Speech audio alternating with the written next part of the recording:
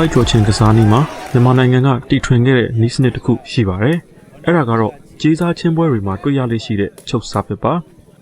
။လမ်းဝေးချင်းပွဲတွေကနေနာမည်ကြီးချင်းပွဲတွေထိုင်းမြန်မာစိန်ခေါ်ပိုက်ကျော်ချင်းပွဲတွေအထိချုပ်စားပစ်ကိုတွင်တွင်ကြဲကြဲအသုံးပြုကြပါတယ်။ချင်းလုံးပေါက်ထဲကိုလက်ချောင်းလေးတွေထည့်ကင်ပြီးခြေထောက်လွှဲအားနဲ့ချင်းကိုဝေးဝိုက်ပြီးလဲအောင်ကန်တဲ့နီးစနစ်ကိုစတင်ခဲ့သူတွေကတော့တွန်တေးဘက်ကဖြစ်တယ်လို့ချင်းလောကရဲ့ရှေ့မီနောက်မီတွေကဆိုပါတယ်။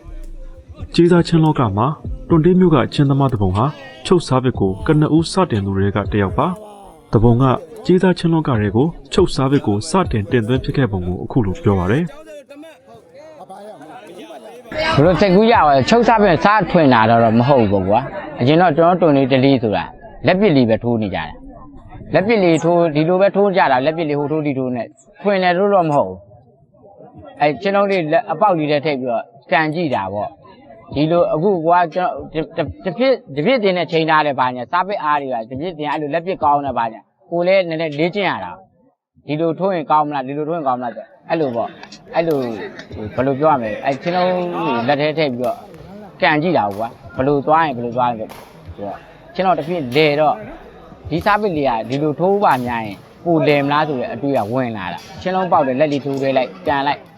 လက်လေးထိုးထဲကန်လိုက်ဆိုတော့အဲ့လိုပေါ့အခုစောကျွန်တော်ပြောသူပေါ့မှောင်ပြီဆိုရင်ကျွန်တော်ချင်းခွန်းမှာတရားမှမရှိတော့ကျွန်တော်ရှိတယ်ဆိုတာကျွန်တော်အဲ့လေးလေးကျင်တယ်ဆိုတော့ငါဒီလိုလေးလုပ်လိုက်ရင်နည်းလေးလေလာနည်းနည်းလေးလေလာလိုက်ဆိုတော့ကိုကတဖြည်းဖြည်းအားရှိတာပွိုင်ပါ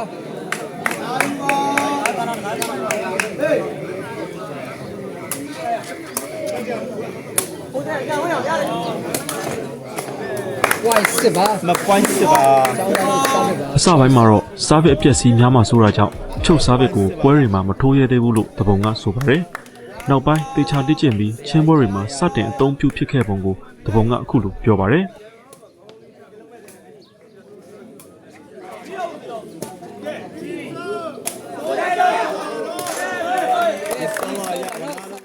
ပွဲဆိုမထိုးသေးဘူးမထိုးသေးလက်ပစ်ပဲထိုးတာပွဲတစ်ပွဲခိုက်ပြီးလက်ပစ်ပဲထိုးတာဒါပေမဲ့မထိုးရသေးဘူးဆိုတာတေသွားမှကြောက်တယ်ကွာစားပစ်တေသွားရင်စားပစ်တအားဆိုအာနဲတဲ့အားမလို့တာချင်းလုံးတစ်ပွဲမှာစားပစ်တအားကောင်းနေအဲ့စားပစ်ကြောက်အမတ်ရနေလို့ချင်းလုံးတစ်ပွဲလွယ်လွယ်လေးနိုင်တာလေပွဲကြီးအခု तू မပေါက်ကိုမပေါက်ဘူးဆိုရင်ဒီစားပစ်မပေါက်ဘူးဆိုရင်ဘယ်လိုမှလွယ်နိုင်တဲ့အကြောင်းမရှိဘူးဒီစားပစ်အားလေးထွက်ပေါက်ကြည့်ပါလို့ကို့အတင်းကောင်းကို့အတင်းဖော်ဒီလဲသူတို့လည်းအားရှိမယ်ကိုလည်းအားရှိမယ်ဆိုအဲ့လိုစမ်းကြည့်နေတယ်ဆိုကိုလိုချင်တဲ့ဟာလေးကျင့်တာချင်းခွဲမှာတရားလေးနေပြီးငါတရားလေးလိုချင်တယ်ဒါပုံစံလေးကိုငါထိုးရင်ရနိုင်မလားအဲ့လိုအမြဲကျင့်တဲ့အကျင့်တော့ရှိတယ်ကျွန်တော်ကျင့်အဲ့ညဘက်လေးတွေအဲ့လိုမှောင်ကနေ6နာရီလောက်ဆိုမှောင်ချင်းခွဲမှာတရားမှမရှိတော့ဆိုဆန်းနဲ့လဲလာငါဘယ်လိုထိုးရင်သွားလဲဆိုတော့အတွေးပါရှိတာ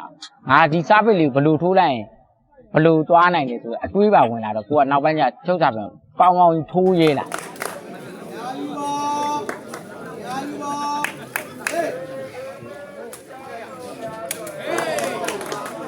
ဖိုက်11ပါဒီရက်ပြန်ပြီမကတော့ဖိုက်11ပါဒါနဲ့ကြောက်ရတယ်ဖိုက်11ပါဗျကြေးစားပိုက်ကျော်ချင်းတိုင်တယောက်ဖြစ်တဲ့ကိုထူးကလည်းချုပ်စားပစ်စတင်ဖြစ်ပေါ်လာပုံကိုသူ့ရဲ့အတွေ့အကြုံတွေနဲ့အခုလိုရှင်းပြပါတယ်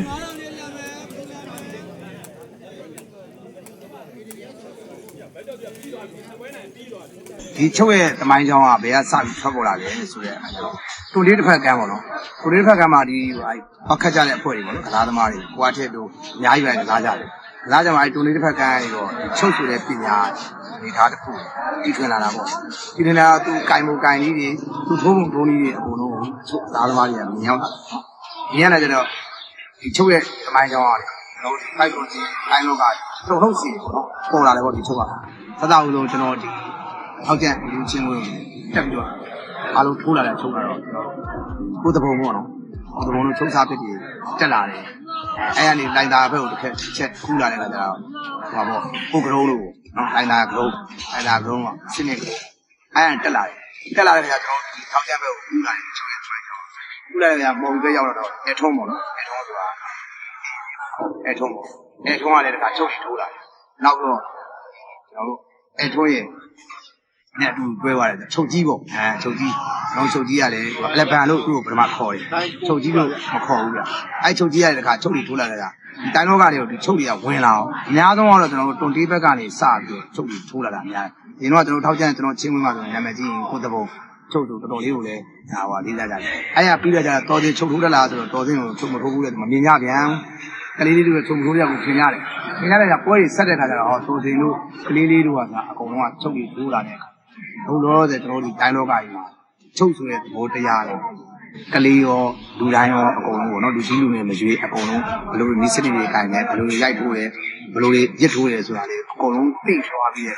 ချုပ်ရဲ့သမိုင်းကြောင်းအကုန်လုံးကကျွန်တော်တို့ဒီတိုင်းလောကကြီးပြပြန်လာ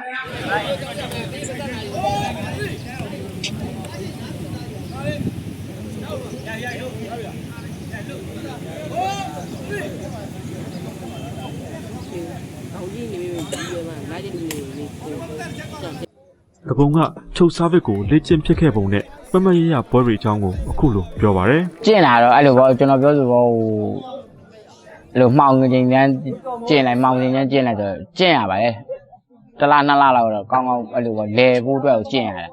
အဲ့တလားနှစ်လောက်ကထိုးရင်နဲ့နောက်ပိုင်းကျတော့ကိုလိုချင်ရမှာထိုးလာတဲ့အနေထားဖြစ်လာတာပွဲတွေလည်းတိုးလာတယ်ဒီစားပစ်ထိုးလို့ရင်ဒီအရင်တော့ဆိုရင်ကိုကပွဲလောက်မထိုးရဲသလားပေါ့ငါစားပင်တီွားမှာလို့တီွားမှာအဲ့အတူတူပြီးနောက်ပိုင်းကျတော့ဖြစ်ချင်တာဖြစ်ထိုးရမယ်အနေထားရောက်လာထိုးရင်းနဲ့နောက်ပိုင်းကျတောက်လျှောက်ထိုးပြစ်လာတာထုတ်စားပင်တောက်လျှောက်ထိုးပြစ်လာမရဆိုရင်ပြောမယ်ဆိုတော့ဟိုလိုလေကြော်မြောက်လိုနဲ့စောတဲ့ပွဲဒီမှာစားပစ်အားကြီးအဲ့တော့တော်တော်သွားတဲ့အချိန်ကြီးပဲကျွန်တော်စားပစ်ဝေးတဲ့ဆိုပြီးတမင်တကာကြီးမလွတ်နဲ့လွင့်ကြတာများစီးပေါ်ပဲကျွန်တော်စားပစ်ကြတာစီးပေါ်ပဲဘေးကိုထော်သွားပြီးတမင်တကာကြီးကိုများဘေးကိုကန်ထုတ်လိုက်ဆိုပေါ့ကန်ထုတ်လိုက်ရင်ဒါပေမဲ့သူတို့ကဝေးလောက်သူတို့အတွေးမှာတော့ဝေးလောက်ဆိုပြီးလွတ်ဒါပေမဲ့စီးပေါ်ကြတာများတယ်အဲ့လိုစစီးပဲ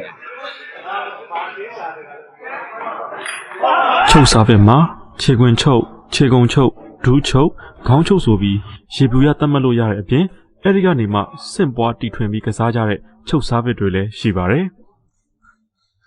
ချုပ်စားဘစ်ဟာထိုင်းနိုင်ငံကကျေးစားချင်းပွဲတွေအထိရောက်ရှိခဲ့ပြီးထိုင်းကချင်းသမားတွေကိုအခက်တွေ့စေခဲ့တဲ့အခိုက်အတန့်တွေလည်းရှိခဲ့ပူပါတယ်တပုံကသူထိုးတဲ့ချုပ်စားဘစ်နည်းစနစ်ကိုအခုလိုရှင်းပြပါတယ်ချုပ်ကိုဘယ်လိုထိုးလဲနည်းစနစ်ဆိုတော့ကွာဟိုပြောမယ်ဆိုလို့ရင်ရင်တော့လက်ပြကပြီးတော့ဟိုချုပ်ထိုးတယ်ဆိုတာဟိုချင်းလုံးအပေါက်၃ပေါက်တယ်လက်၃ချောင်းထည့်ပြီးတော့ကန်လိုက်ရင်ချင်းတော့လဲတယ်ဒါပေမဲ့ကန်တိုင်းလဲမလဲဘူးလက်အားကိုစီအားကန်မှလဲတာတချို့ကျတော့ချုပ်တာပဲထိုးခြင်းနဲ့လက်ပဲထိုးထည့်တာလေကန်တော့ဒီတရိုးတိုင်းကန်တယ်မလဲတာချင်းလုံးနဲ့လက်နဲ့ခြေထောက်နဲ့ညှက်ပြီးတော့ဖိပြီးကန်မှလဲတာလဲချုပ်စားပေးတဲ့အားနည်းချက်ကတော့ဖမ်းမှများရင်အထာတိပြီးဖမ်းရလွယ်လာတာပါဒါပေမဲ့ဝေးဝိုက်ပြီးလက်ပတ်မှုအားအရန်ကောင်းတာကြောင့်ဖမ်းရခက်တဲ့အတွက်ကျေးစားချင်းလောကမှာတော့မရှိမဖြစ်ပညာရပ်တစ်ခုဖြစ်နေသေးပါနော်ဘိုးရှိဖြစ်သွားပါပြီနော်